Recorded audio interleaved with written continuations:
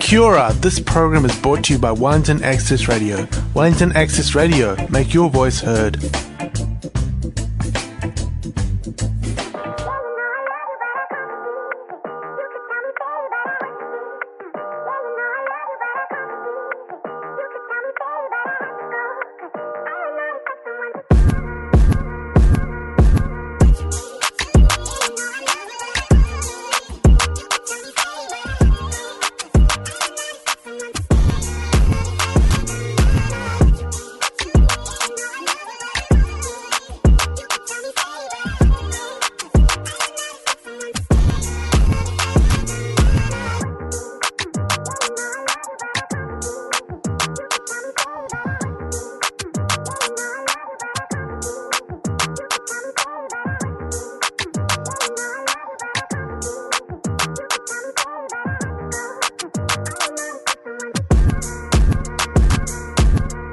Welcome back to the Blackhouse on 106.1 FM. How's everybody doing in here today? It's so good to see everyone.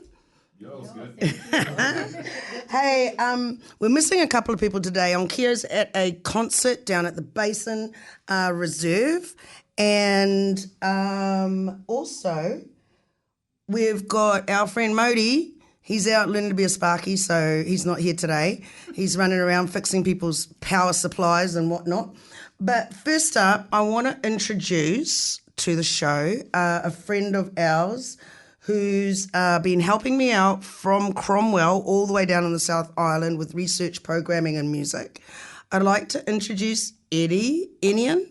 Enion Dickinson, Yeah. So you've come up from Cromwell to check out Welly and Yeah, that's pretty much it. Yeah, and then I thought it'd be great to I've been helping out with you guys from home, and it's since Feb. Since February, we thought it was a good idea to try and get in the studio. So yeah, it's awesome. I'm really glad because like Modi ain't here. Like Modi's doing all sorts of things everywhere. So yeah.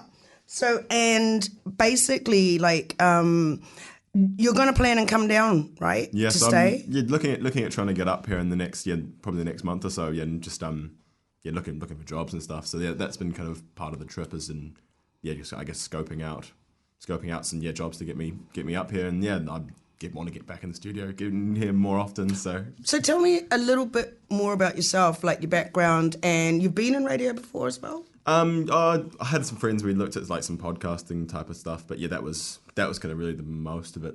And I had a friend that I'd kind of planned a kind of hip hop podcast around, and then I think COVID hit. And then that kind of deaded all that plan for that at that point in time. That's exactly what happened to us too, because we'd planned it for January. We'd come up with the idea over Christmas and then planned to start in January or February, but then COVID hit. So we had to wait until everybody was allowed out of their homes again, Yeah. But tell me a little bit about your background. Yeah, so I was born in the UK. I was born in the southwest in the country. But my dad was Jamaican, my mum's English. So my family's, I guess, part of that kind of ongoing tradition in the UK there was wind rush migrants, so a lot of Jamaican and Caribbean migrants through to the UK. Right. And I moved over here when I was probably about 3, and it's weird. So I grew up on a farm down near Southland. Were there many Jamaicans down in the Southland on farms when you were growing up? Nah, not at all. I remember there was a group of, I want to say, Kenyan and Tanzania. There was a Kenyan or Tanzanian family. Right. And that was about all I remember. Oh, wow. Black folk around. Was in Cromwell? No, this was down near Gore. So I moved up to Gore probably. I moved up to Cromwell probably 5 years ago. So I grew up mostly down near Gore. Wow. And that was interesting. Yeah, it's one of those points I knew pretty early on that farming wasn't for me. Well, you want to know how small the African community is in New Zealand? I heard about you through a friend of my son's. Oh, yeah. Is that Bella? Yeah. Yeah, which is bizarre. And now you're here. Yeah, no, it's funny. I met her through uni, and that was good. We've been really good friends for a while. So yeah. Yeah, because I think my son commissioned her to do some work for him. So yeah, it was really weird because that was about 2 or 3 years ago. Yeah, it would have been. I think I suppose there were so few of us who kind of grew up in down south. I suppose that was I guess it probably means it's a bit of a rarity. Sometimes they'll be like, oh, I met someone from like who grew up in Cromwell or grew up in Gore. Like, Yeah, it's crazy. It's crazy. The furthest south I've ever been is Christchurch. I haven't been any further than that, but I'd love to go down and have a look. I don't know if I'd stay. I don't know. I don't know. I feel like I'm quite.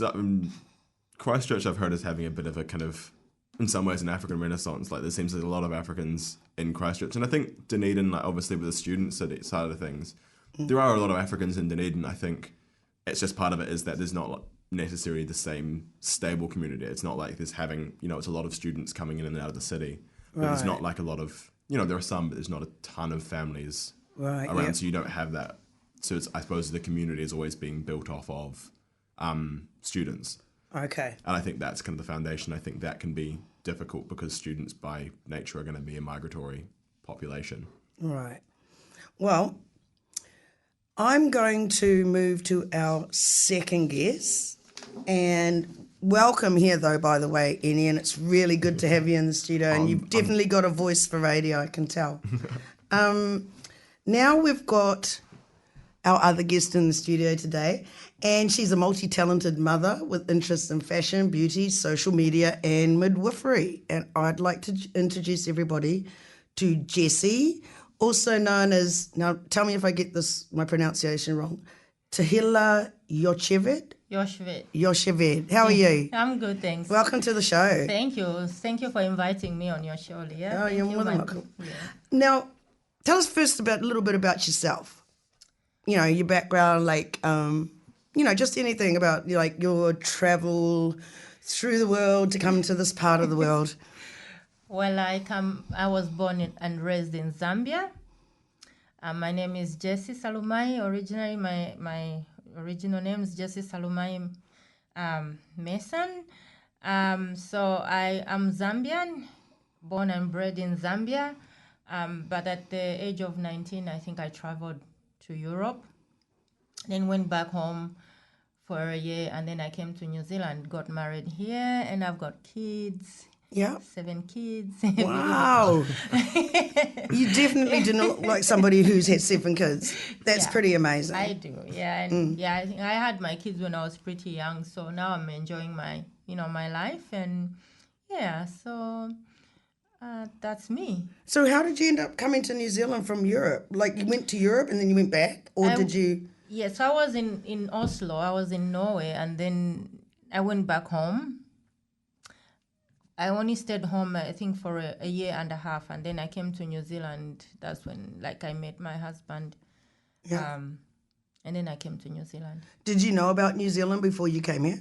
No, not really. I only knew about New Zealand. Of course, I used to study geography. Yeah. And, I like geography and history. From history, I knew about New Zealand, and I knew about from geography, different. We kind of learned about different imports. All I knew was a lot of sheep came from New Zealand. Right. Yeah, but a lot of ships go to Zambia from New Zealand. No, worldwide. Oh, sheep. Yeah, so not ships. No.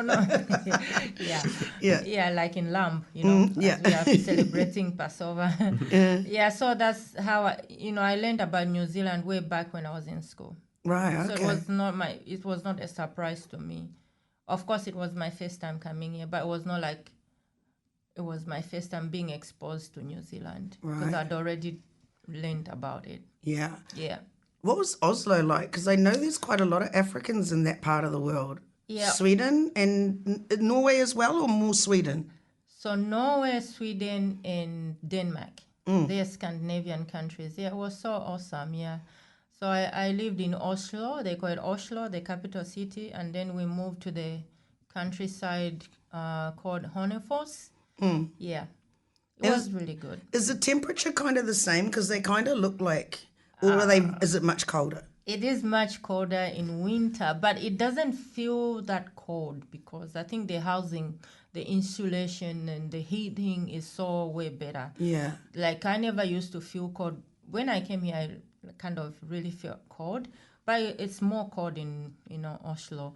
And also it's extreme temperatures like in winter, like when you're approaching December and so forth. It's so like 10 a.m. will be like 5 a.m., like there's no sunlight. Literally. Oh, it's darker for longer, is it? It is darker for longer, yeah. And they have those lights there in the sky, don't they?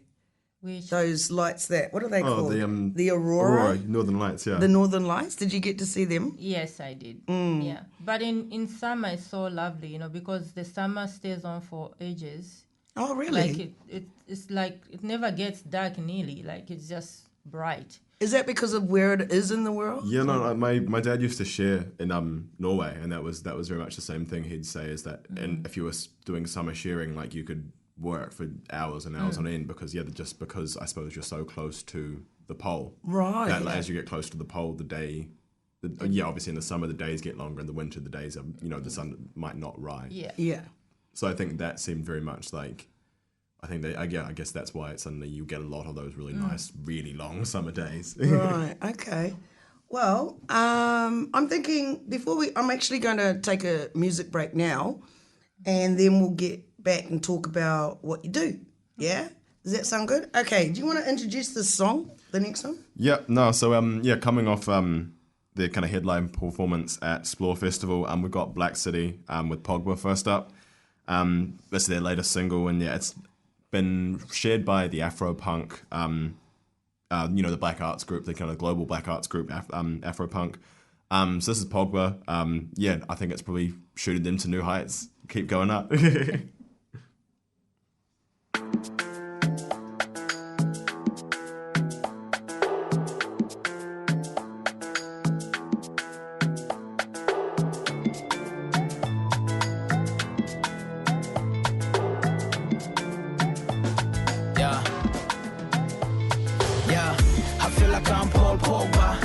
Kick game like a footballer. She got a man, I tell her move over. It's my time now, move over. Ay, I feel like I'm Paul Pogba. I kick game like a footballer. She got a man, I tell her move over. It's my time now, move over. How'd I get it, how'd I get it, how'd I get it, how'd I get it, how'd I get it like that? Ay, how'd I get it, how'd I get it, how'd I get it, how'd I get it, how'd I get it, how'd I get it like that? Ay. I swear I'm feeling like I'm sorry now. We make a record and we serve eaters. 4 girls up and at the 4-seater, and we dress deadly like the Grim Reaper. Oh no, we can't stop now. Oh no, when the groove come naturally, make a bang like blocker. Run the road, now the road never run on me. 6'3", I'm a big baller. Quick, they a lot slower. Started on the left, but I crossed over. Used to hand a guard like Maradona. Ayy. Finish like Adebayo. She lives in Zaragoza. Ay, I'm your defender, I'm your soldier. I send shots through from the corner, cause I feel like I'm Paul Pogba. I kick game like a footballer. She got a man, I tell her move over. It's my time now, move over. Ay, I feel like I'm Paul Pogba. I kick game like a footballer. She got a man, I tell her move over. It's my time now, move over. How'd I get it, how'd I get it, how'd I get it, how'd I get it, how'd I get it like that? Ay, how'd I get it, how'd I get it, how'd I get it, how'd I get it, how'd I get it, how'd I get it like that? Ay. I feel like Pug with a Paul of Arliss. Say she got a man, I'ma score regardless. Niggas want to smoke me with all the problems. Nigga, all I do is get it, I'm a baller harlot. I shoot this goal, no cruise control. I'm swerving, I do this roll. Finger on the button, my shoot is no. My shit's too hot, I'm stupid cold. It's Mr. International. Pull up inside, not rational. Had a man lift back like Ashley Cole. Now we at the function in matching clothes. Always got a couple on me, and I run the field like I'm on Reed. False 9, so they never know when I attack. And you can tell them Black City is back. Black City is back. Oh no, we can't stop now. Oh no, when the groove come naturally, make a bang like blocker. Run the road, now the road never run on we. Oh no, we can't stop now. Oh no, when the groove come naturally, make a bang like blocker. Run the road, now the road never run on me. I feel like I'm Paul Pogba. I kick game like a footballer. She got a man, I tell her move over. It's my time now, move over. I feel like I'm Paul Pogba. I kick game like a footballer. She got a man, I tell her move over. It's my time now, move over. I feel like I'm Paul Pogba. I kick game like a footballer. She got a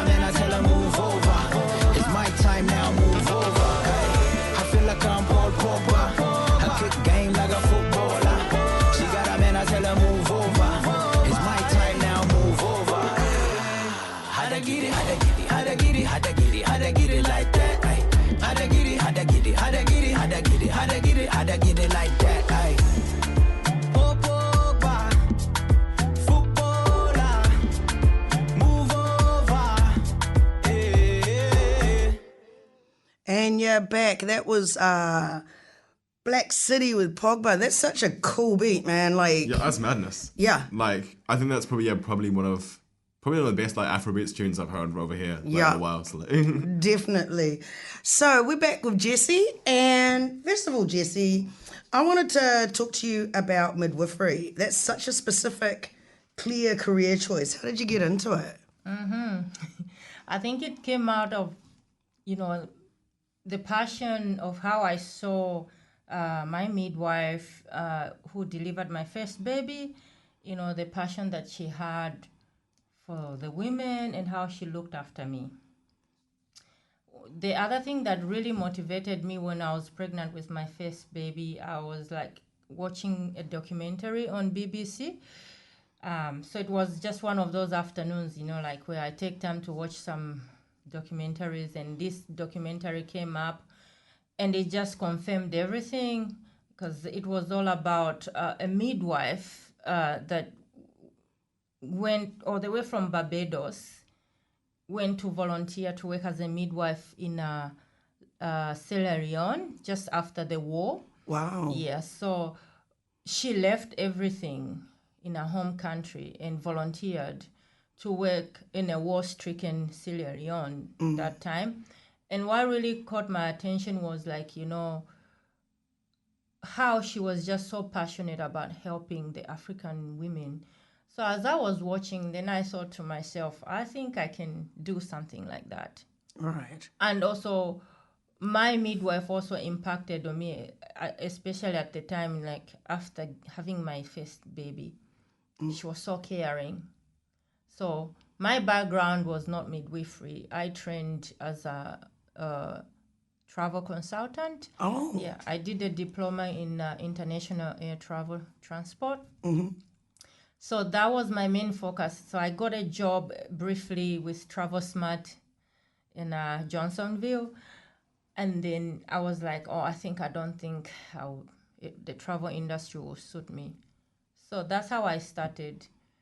And by the time I made up my mind, was like I was pregnant with my second baby. Oh, okay.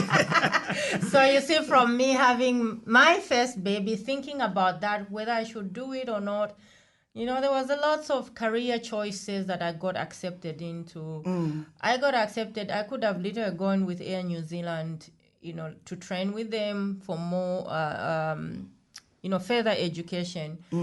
But I chose midwifery because it was like that passion just grew and grew for me to help women. Right, yeah. Because I know, like where life begins. And when you're a mother, sometimes Yes. making those decisions don't happen like when you don't have children. You can sort of make decisions and go, okay, I've got this line and I'm going to go to this next goalpost and then go. When you've got kids get in the way. You know what I mean? Like you've got to take care of their needs and then your needs get pushed to the side. And yeah, so I can sort of understand where you come from that point. Yeah. To this point, like it takes time. Yeah, so it did take some time. Until when I was pregnant with my second child, and I was still thinking about it, like I think I really need to do this. So it was just like, I'm going to try, because I'm a person that believes, like if I set a goal, I believe I will achieve that. So I just said to myself, okay, let me apply. So I applied for through Massey University. Yeah. For them to grant me a place into university, of which I didn't even expect. During that time... No, keep talking. During that time, it was like, I think they were only allowing up to 10 admission for midwifery students. So I walked in, I was heavily pregnant. Like you're thinking, maybe I'm just wasting my time, because there was all this queue, people wanting to be interviewed, and I didn't really know that I'll get accepted. So when I walked into the interview room, and my interviewers were like, wow, look at you, you're pregnant. And I'm like, wow, maybe this is a turn off, like Oh, okay. You know, like yeah, it was yeah. like a turn off for me. I said, maybe they're not going to accept me. But I knew deep down my heart, you know, like, I just have to do it. So Right. they went on to interview me, tell us why you want to do midwifery.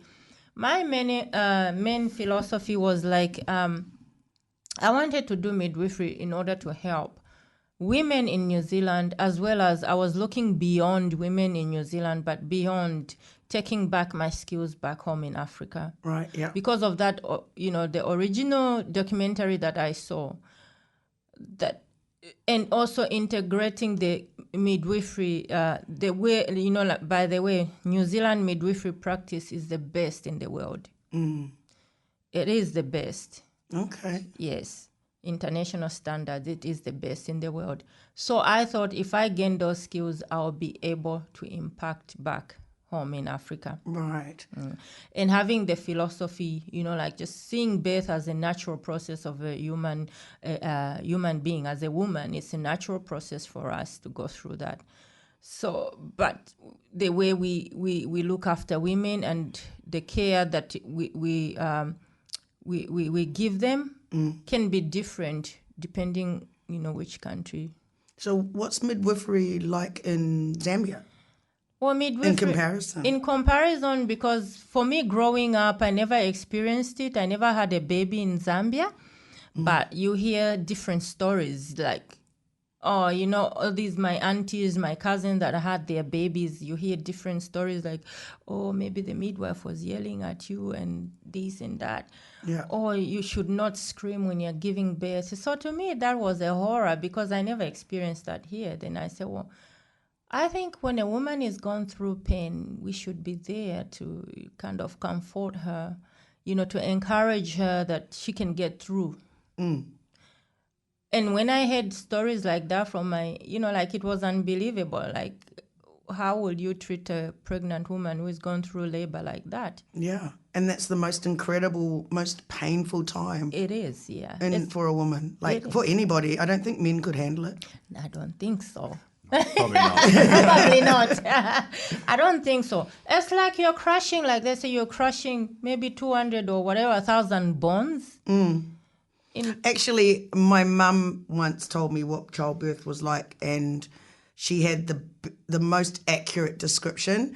And it's like, imagine if you were on the toilet and you had to poop a basketball. That's pretty much it. Yeah. That's pretty much what it's like. Yeah, my other, there's this sister-in-law of mine when I was pregnant. I was like, oh, I don't know what the pain is going to feel like. So she kind of described it to me like, oh, it's like, just imagine the head of an orange trying to go through the hole of the, you know, tiny needle. Because that's the cervix for you. It's tiny hole. Yeah. And the baby's head is described like an orange. So you would imagine the pain that women go through. Yeah. Yeah. So to me, I was like, oh, okay. Even if somebody describes that to you, it doesn't make sense until you've gone through it yourself. And then you would know how to care for those women.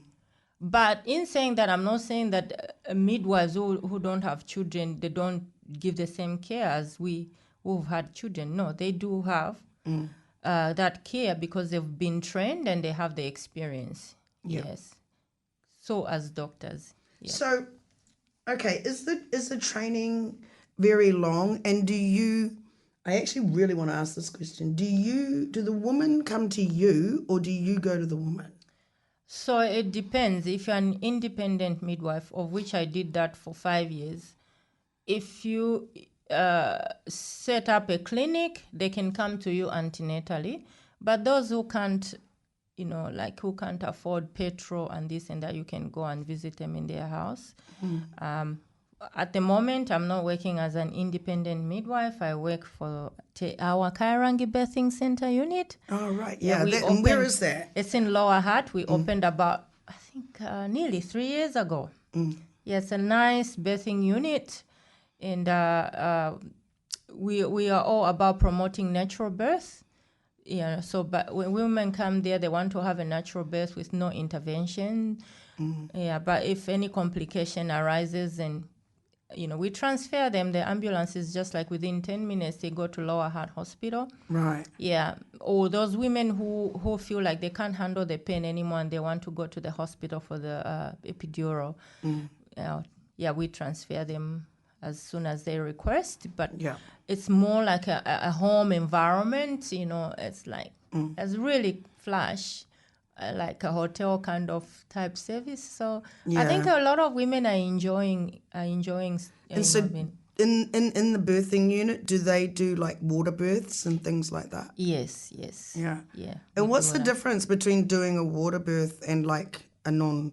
I suppose when you're in a birthing unit, you're actually giving birth on your knees, aren't you? More on your knees than on your back, right? No, it just depends. Sometimes, we ask the women, because you see, midwifery is a partnership. You're working in partnership with our woman, because you're looking after her from antenatal. From the time she calls you to say, I want you to be my midwife, you form a partnership. So you work together. Right. It's not like that woman is just going to be alone or you are the boss. It's a partnership. Where decision, you give, and like me, from a midwifery perspective, I give my own evidence-based, experience or decision that I will make with this woman, and that woman say, actually, no, this is what I want to happen in my birth. So we come up with a birth plan. If she wants music, if she wants to have a water birth, it's up to her. If she chooses the position where she's going to give her baby, she wants to kneel, it's up to her. Right, okay. But sometimes, that's why I say it's a partnership, sometimes where I come in and say, no, you can't do this. You can, if it's not working, I can't say you can't do this, but we just say, okay, can we try a different position? Because I think this is not working at the moment. Yeah, because of a breach and stuff like that. If it's a breach, if it's at the birthing unit, and we just call the ambulance and transfer the woman.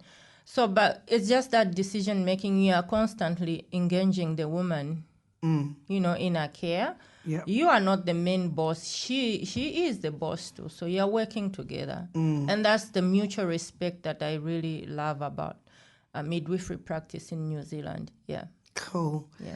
Well, with that, I'm just looking at our top. Yep, with that, we're going to go to the next song.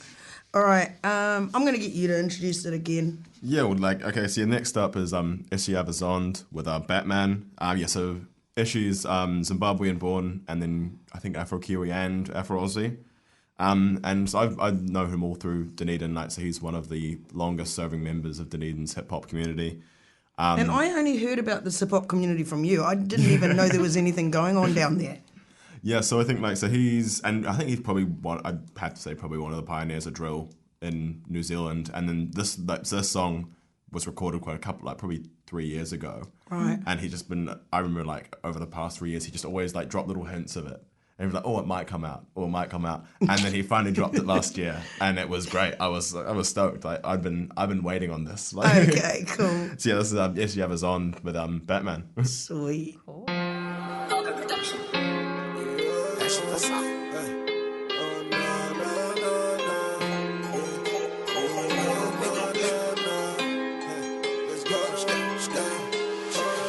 Hold on, black man, dressed in all black like a Batman. Vigilante, I'm a bad man, making the Mexican chicken the bag man.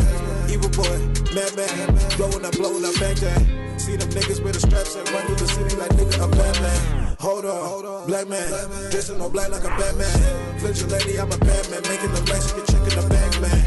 Evil boy, madman, blowing up Baghdad. See them niggas with the straps and run through the city like nigga, I'm Batman. Straight face, poker, bad bitch, diamond choker. Camo pants, a soldier, Holly Queen and choker. She running over, Louis and Gucci the shoulder. I started make that some bolder. We compare ice, you know, it's shit colder, If it's a pimp, it's colder, If it's a boss, it's colder, If it's a Benz, it's colder. Most of the nigga, I'm still on the poster, Batman, you can't catch me. Told you my nigga, I'm bang. He stay the fuck on my line. Hold on, black man, dressed in all black like I'm Batman. Vigilante, I'm a bad man, making the Mexican chicken the bag man. Evil boy, madman, blowing up Baghdad. See them niggas with the straps and run through the city like nigga, I'm Batman. in the coupe, feeling like Bruce, puffing on gas, I got the juice, I get the bag, give me the loot. They going out down sad and I never lose, nah. Can't never fall fast, they can't fuck with me. The 4/5 lift from cold clutch and eat that doubled up the cups to keep me company. Yo, we'll play like a Batman, popping the sands, I'm feeling like Pac-Man. Back on the white, got me feeling like Dan. Puffing the gas, I'm feeling like Gang Frank. Jean-Claude, Van Damme, gadgets on me, feel like man-mates. Hoes getting the backhand, no son in these rappers, I must be a damn dad. Yo, hold on, black man, dressed in all black like I'm Batman. Vigilante, I'm a bad man, making them Mexican chicken the bag man. Evil boy, madman, blowing up Baghdad. See them niggas with the straps and run through the city like nigga, I'm Batman. Hold on, black man, dressed in all black like I'm Batman. Vigilante, I'm a bad man, making them Mexican chicken the bag man. Evil boy, madman, blowing up Baghdad. See them niggas with the straps and run through the city like nigga, I'm Batman.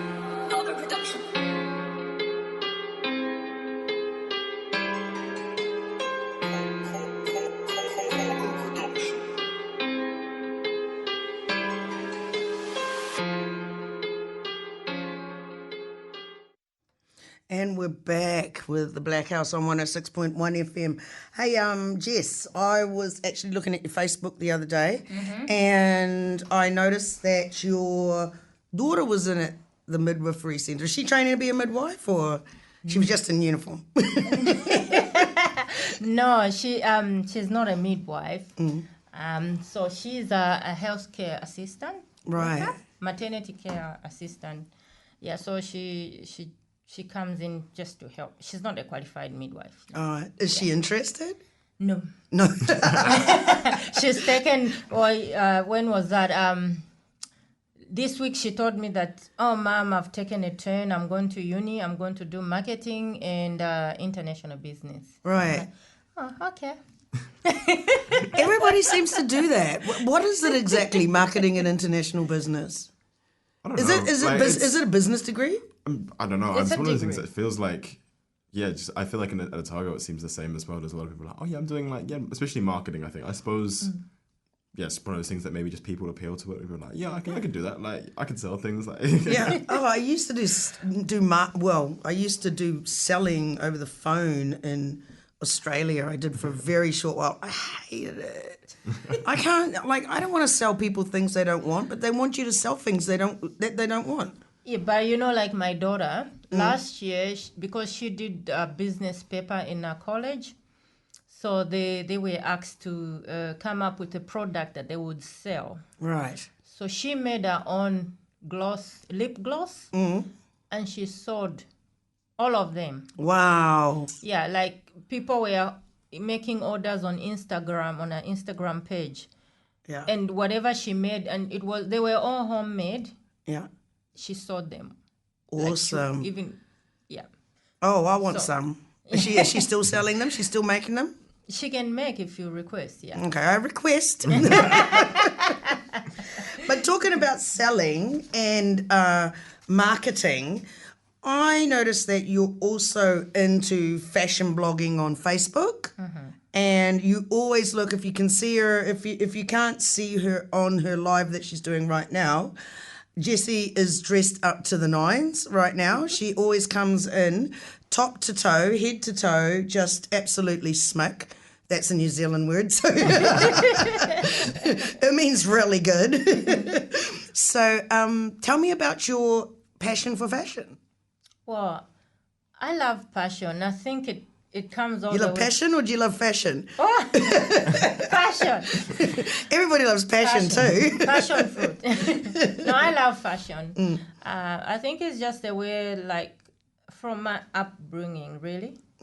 I think my mom really played, a greater role in kind of making sure I was on point. Yeah. With presentation and things yes, like that. with my hair, like if I'll come out and I've done my hair and my mom will be like, that doesn't look nice. Really? Maybe if you comb it that way, then I'll go back and do it. Yeah. And she really used to dress up nicely. I think she was my role model, my mom. Yeah. Yeah, and I think it came from there. And to me, it's just, I'm not trying to impress anyone. It's just... Oh, it's definitely a cultural thing. It's a cultural thing, Yeah. and also it's just like, it's for me. Yeah. Like I feel good, you know, Yeah. like, oh, I think this will look nice on me. Then I was just like, oh yeah. And I just have that. It's not like anybody tells me what to pick when I'm buying clothes. I just feel like if I try something on, it has to go right with my heart. If I try it on and it says, nah, it doesn't look nice, I put it back. Well, because I was thinking about this. I did spend a year in Africa, in Tanzania, and I was in Zimbabwe as well. But I noticed that the whole fashion thing, you don't leave the house Yeah. unless you are dressed up properly. Yeah. Like in New Zealand, you know, like, and Australia actually, if you're in your pajamas and you want to go to the shop, you go to the shop in your There's pajamas. no way you go to the shops in your pajamas in Africa. Absolutely not. No, you got to have your hair done. Everything's got to be perfect Yeah. before you leave the gate. Yeah. And that was a real sort of like because me, I just chuck on my boots, you know, some baggy jeans, and I take off and see my brothers doing what they're doing on the dallas. But my sisters would be like fussing and fluffing, and you know, it's so different. But in Africa, we will understand depending on what you do. You know, like if you're a business woman, like there are those women wake up early in the morning to go to the markets, and they will not have time to groom themselves to this extent that I've done myself today. Right. So we do understand they are our mothers. They are working hard. They wake up maybe 5 a.m., you know, they have to be at the market buying tomatoes to come and resell or other stuff or food commodities.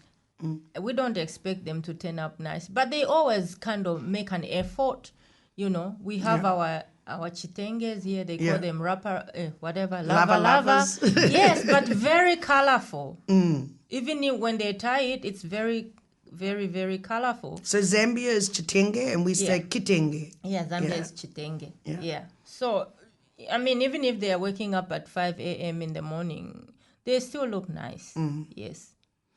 And talking about your interest in fashion, I noticed that on your Facebook, you often are promoting African fashion, and I wanted to talk to you about the designers or the people that, you know, who is it that you? Well, I know who they are, but tell us who the designers are that you often wear on your Facebook. So on my Facebook, the designers, here in Wellington, we have Susie Asu. I like to promote African designs because I know they have the potential to expand, you know, to go beyond. Because we have some lovely fabrics and, you know, colors and like what we saw even down. I don't know if you were there at the Cuba. Yeah, I was going to come to that next. Yeah, it was really good. I mean, we have Konjoase, my friend, Kon. Yeah. There's Mabel, the lady from Zimbabwe, you know, doing the design kind of thing as well. And then we have Tendekai too. He's got into the, you know, the fashion. He's got the fashion industry. shop. He's got the shop, you know, and it's just like to try and break away from that, you know, like we kind of we are so much accustomed to the Kiwi culture. Like when I came, I saw people in New Zealand, they just like to wear black. I mean, was that something? It's a Wellington thing. It's a Wellington thing. It's a Wellington thing, yeah. The thing is that something that kind of came up when you traveled Europe as well? Because I know, like, I spent time in London, I spent time in New York as well, and like that was always the thing was like you'd have, you know, maybe you'd have an African fabric shop in like on a corner somewhere in Harlem, and that was like, but then everybody was kind of congregating there, and I suppose, like, do you think like, I suppose that you've seen similar things, and it will be, I guess, part of trying to bring that kind of African fashion here is that it's trying to almost do the same and bring that kind of scene as well? Yeah, because whenever I turned up to my workplace and all my work colleagues would be like, oh, you look so beautiful. Oh, and actually one of my work colleagues, she went and changed her wardrobe and just started buying colorful clothes as a result of me impacting on her. Right. Because, you know, like it doesn't need to be the same color every day. And we are the women of color. We explore, you know, different fashions and trends. And it's like that in Zambia. We always looking out for what is trending. Yeah. You know, So I think my passion for it, fashion is really kind of So it's one of those things. It sounds so cool. It's just passion like and for fashion. I don't know how to put it, but yeah, I just feel good about it, and I wish more people can kind of just. Going back to what you just said, actually, Enian, I think what you are you saying, do you think that the fashion, like if we have African fashion stores, you would have that congregation like we have in the hair stores where the community comes together? Well, and that's the thing, because I spent some time in Harlem, and that was very much, that was kind of the thing. It was like, there was an African fabric store, an African clothing store, and that was then there was a lot of traffic in and out of there. Right. Because, and I suppose in that same way, it had become its own hub as well. Yeah. And I think you look around and you did see that kind of color. Yeah. Especially around, and I suppose, on that influence. So I suppose, I wonder if that would be the kind of thing, because I know recently up in Auckland, they had the POC boutique. Right. There was like a fashion, like a specific African fashion show, and we had a whole bunch of people. So Maz Wilkie kind of headlined it. Yeah. And then I think a couple of guys from Dunedin, African boys, kind of came up and did some of the modelling and stuff. Right. And I think that's, I guess, showing the kind of picking up as well. Yeah, I know that we had in Wellington, we used to have a lot of the hairdressing stores. There was two that I remember. And one was Connie's store, Susie's sister, and there was another one run by another woman up in Cuba Street, and that was where everybody used to congregate. But I guess now that Rodney's got his fashion store, I think that will become the spot. Yeah. There was also Lewis Scott had a store in Manners Street, but that's gone now too. So we don't have those stores or places as much as we probably did in the 90s. In the 90s, early 2000s. But I think, is Con and Susie thinking of opening a store, or? Con did a fashion design, and she graduated, I think, a year before COVID. So she's going into those, lines. But she's going to do it from home. Right. From now. Yeah. So I try, she's, you'll see it. She's going to make a beautiful dress for me, and I'll, display it on social media. So the reason I do that is just to try to promote or market our own, fashion 100%. designers in New Zealand. Yeah. And that's what I do that.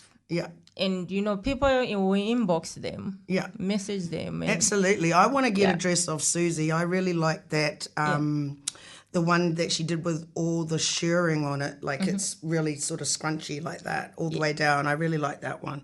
And I love the one you're in now. You might as well do a stand-up for your live while we're here. This one is all the way from Ghana. Yeah, that is... step out a bit so they can see the end part. Should I lift this up? Yes. Right. So this is all the way from Ghana. It just came in time for Easter. Yeah, that's amazing.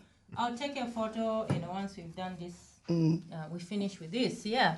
Okay. Yeah, so I just like to market or promote. So people can find you on Techilla Yoshivet. Yeah, on Facebook. On Facebook. I'm here to update my Instagram because I don't know how to go about Instagram. I think I'm kind of just so used to Facebook. Me too.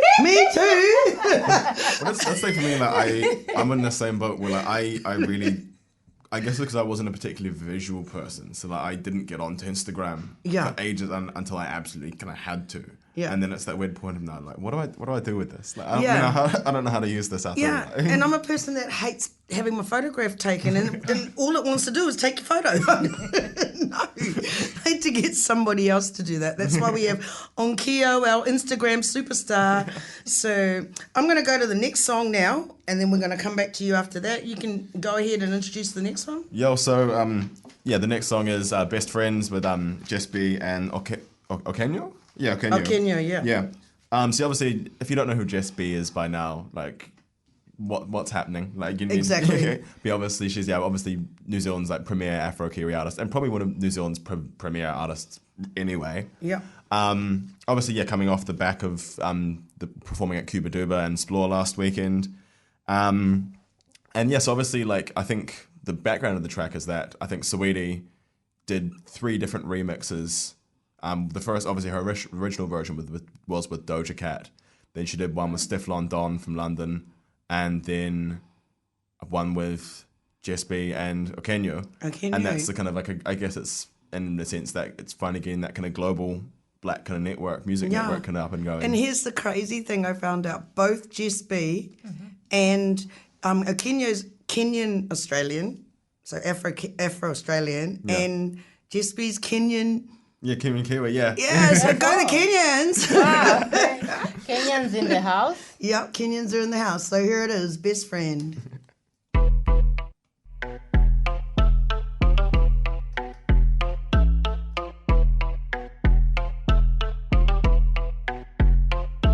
That my best friend. She a real bad bitch, got her own money. She don't need no nig on the dance floor.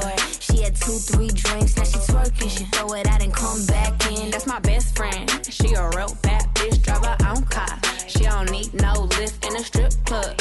No, my girl gon' tip. Now she twerking, she throw it out and come back in. We get that bag up, then we act up. Oh, you wanna run with us? Get your laps up. That's my backup. Come and catch up. She must stand up. And she said what she said. You know money come and go, but she with me for the road. We make so many moves, bitches get it vertigo. If you know, then you know we run the show, no cameo. Challenge everyone, you can say we CEOs. Yeah, my sis got glow, my sis so fine. She be quicker online than the FBI. Get you good like she doing all my braids in line. Yeah, they see us, now they plagiarize.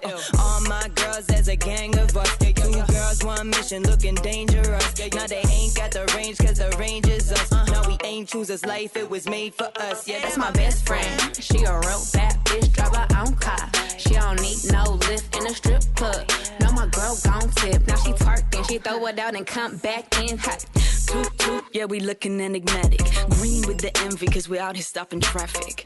Don't be mad, stop being so dramatic. We really can't help it if the fame is automatic. Pinky promise gonna ride till we die. Don't be mad if we choosing fries over guys. Our melanin place 10 out of 10. And the way we bust a bus, it's like we started the trend. B-E-S-T to the E-N-D. Be my gal in time, pop the P-U-C. Girls, girls, girls, we don't need to meet the quota. But since you've been counting, well, the numbers are overflowing. Kitty cat finna tryna take a break. Hit it back like you tryna break a neck. Keep it sweet when we floss, but we're gonna get salty if you come between us. That's my best friend. She a real bad bitch, drive her own car. She don't need no lift in a strip club. No, my girl gon' tip. Now she twerking, she throw it out and come back in hot. Best friend, you the baddest and you know it. Uh-oh, girl, I think our booty growing. Fuck it up, in the mirror, hit them poses. Best friends and you motherfucking glowing. Best friends and your wrist is like it's frozen. Uh-oh, girl, I think our booty growing. Fuck it up, in the mirror, hit them poses. Best friend, you my motherfucking soulmate. And we're back on the Blackhouse 106.1 FM with Leah and Eddie. And our guest Jessie today. Jessie. Yes. Yeah. Yeah. Okay, I got to think about what I'm doing right here. Okay, you've been with us during all of this stuff with the ACCW. Mm-hmm. And what I wanted to ask you, because you're a mum of 7. Mm-hmm. 7 kids that have been born and brought up in New Zealand, right? Yes. Yeah. So what do you think, okay, what is important to you about the African community councils of Wellington getting this right? Well, what is important to me is because, like you say, I'm a mother of 7 and all these kids were born and bred in New Zealand. So I want my kids to grow up having a connection. They can have both a connection here in New Zealand, but I also want them to have a connection of an African heritage. So the ACCW is important to me because I want my kids to feel like they have that sense of belonging. Even, because sometimes, you have mixed whatever they call them, mixed kids. They don't like to be called we are mixed. No, we don't. They're human beings. Or I know, like in South Africa, so they are coloureds. Back home, we say they are coloureds. Yeah. I don't think we should be describing them like that. They're human beings. No, like as a so-called M and a half caste or this and that. Exactly. I don't like that. Why not double? Like twice as nice. Like. You're double. I was actually writing something about that, and I actually find that the whole terminology mixed, and like there's nothing mixed about me. I'm very whole. I'm all together. There's no identity crisis. I know who I am. The crisis actually comes from outside. Yeah. And like people don't know how to work us out, and then if you choose to take that all in, or you don't know enough about yourself, then you might get confused. But I find it very, like, I grew up with half caste, quarter caste, coloured, Negro. I just said it. Yeah, I said the N word. Yeah, because like even back in the day in New Zealand, they used to actually code you like that. So they don't anymore. That went away. But like you've got all these things, and they were part of the colonial mindset. And to me, this like trying to do this blood quantum thing where your blood quantum is mixed like a cake. Well, it's better. Your blood then. quantum is bi. It's gonna be baked. It's like it kind of feels like like when you're really well done, you're baked, are you? You go from mixed to baked when you're really well done. I think when you are baked, you are over it. You're just like whatever comes my way, I'm already baked. But like I thought that was interesting that your kids said they don't like that term either. No, they don't like it, and like especially my second daughter, because she looks like a lot of people. I think they've referred to her like she looks like Maori. Yeah, and she's like, why can't people just see who I am? Yeah, and with my first daughter, she's more lighter. So she's like she doesn't know, like curly hair, and you've got a lighter complexion. Yeah. It's like these kids are just kind of lost, in the middle. Yeah. But that's why I come in as a parent, as an African parent, and I said to them, you are unique. Yeah. Like before my daughters, they have curly hair. They used to straighten their hair all the time because they want to have straight hair. Yeah, then like the other kids at school. Yeah. Then I said to them, you know what, you look beautiful with your curly hair. Just leave it. And when they started leaving it, everybody was like, oh, I like your hair. Everybody wanted to touch their hair. And, so it's not how people define you. It's about feeling strong in yourself, right? Strong, yeah. Like I say, you're a baked cake already. So it's already done. Yeah. You cannot remove the ingredients. They're already mixed. They're already in there. So, yeah. I mean, that's the way I look at, the way I look at things. You're already done. Like me, I'm black. I'm African. Yeah. I'm happy to be African. Yeah. This is who I am. And your kids are really lucky too that they've got an African mum, I think not an African dad, but I'm not saying there's anything wrong with African dads, but I just mean you've got these daughters and you've got an African mum. I didn't have an African mum. My mum's Pākehā, right? Every time, all my baby pictures look like I just walked out of the bush. Nobody, like, seriously, that's what it looks like because they didn't know what to do with my hair. I had my hair textured like what I look like, and this is another thing you might notice about your kids, they change as they get older. Yeah. But when I was growing up, I was quite dark with a really big afro. So, like, there was no such things as afro combs here.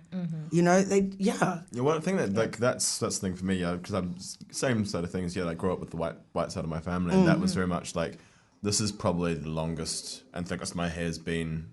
I suppose all through school, I always had it cut short, and then towards the end of school, I was like, no, screw this, I'm going to grow my hair out. Yeah, and then since then, I'm just like, I'm not having it that short ever again. Like I think that's the kind of thing. It's like, I think that's difficult, and it is some ways difficult to sit and go without, because it's almost hard to say like, oh well, how are you going to, do you expect, I suppose, there's not that expectation that you're going to have to deal with someone's hair type being pretty vastly different. Like, yeah.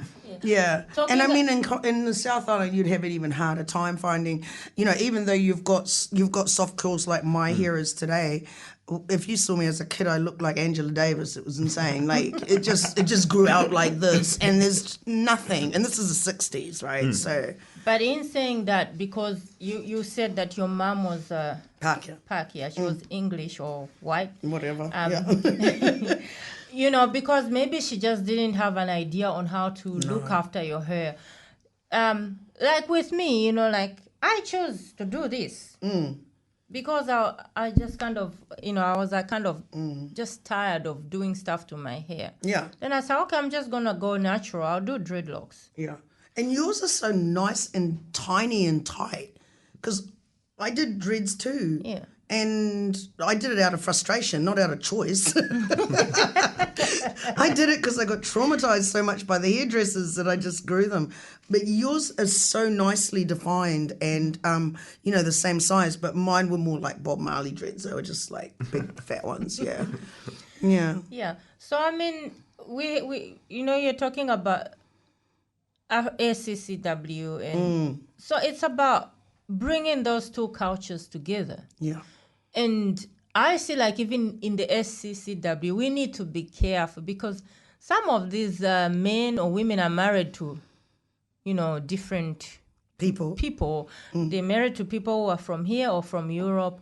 So I think we should be careful on how we carry ourselves. It's about bringing the two cultures together and how we're going to learn from each other.